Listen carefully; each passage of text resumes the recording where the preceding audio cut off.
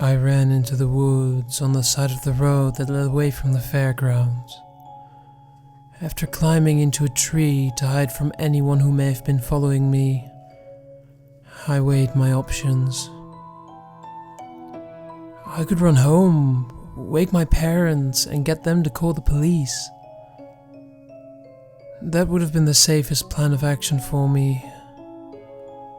But the amount of time it would take me to get there and convince them and the cops that Sam was in danger left Sam with that dirty clown much longer than I was comfortable is.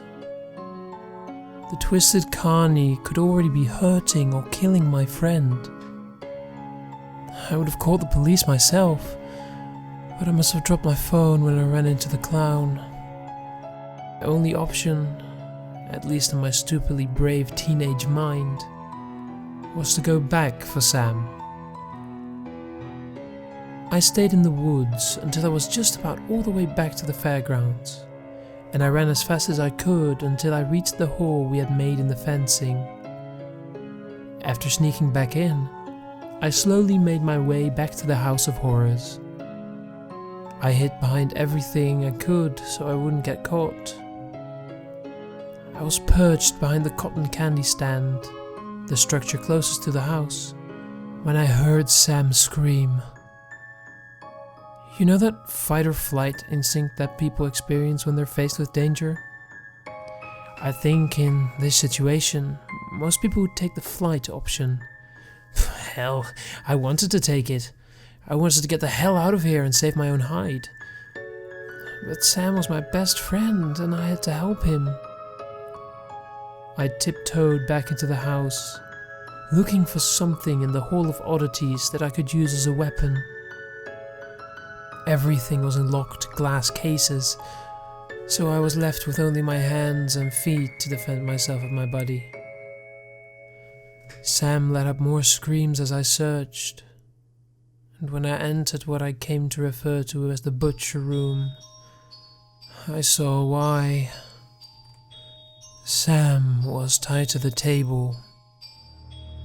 The clown stood next to it, while another man was using the wire cutters we brought to cut off Sam's fingers.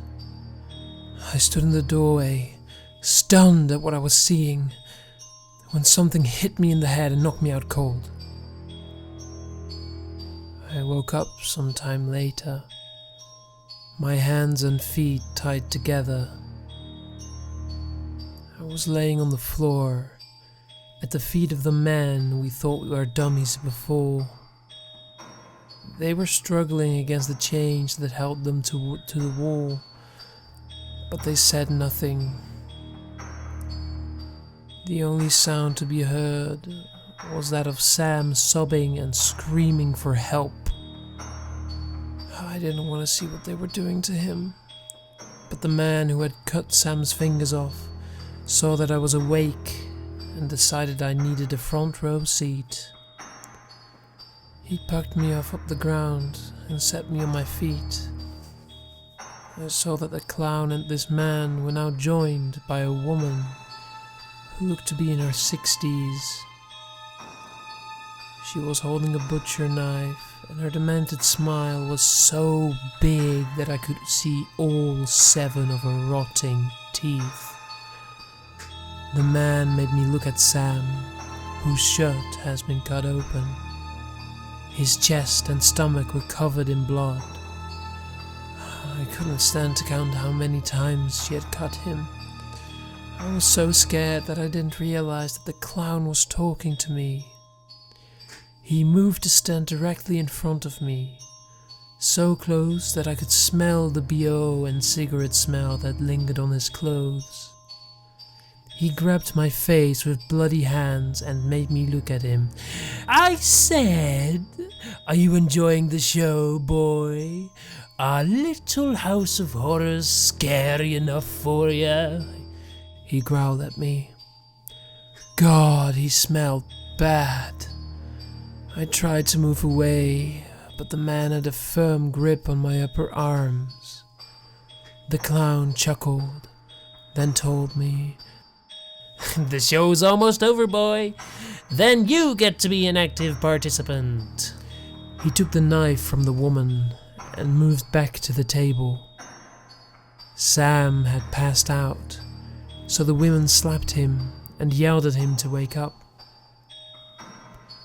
I was forced to watch them take turns mutilating my best friend and listen to him scream and beg and cry. The men chained to the wall behind me were yelling out now, still struggling to break free of their restraints. I pleaded with them to let us go. I promised that we wouldn't tell anyone what we saw. They just laughed.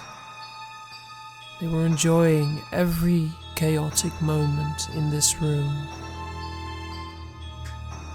There wasn't a part of Sam that wasn't covered in blood by the time they decided they were done with him. The clown took hold of my arms and the man left the room. The woman smacked Sam around to keep him awake. There was so much blood. I wasn't sure how he was even still alive. The man came back a few minutes later with a rusty axe. The men on the wall started screaming even louder, and I could hear them fighting to get out of their chains. The clown and the woman started laughing again. The man started making a show out of sharpening the axe. He was enjoying the screams and sobs as much as the other two.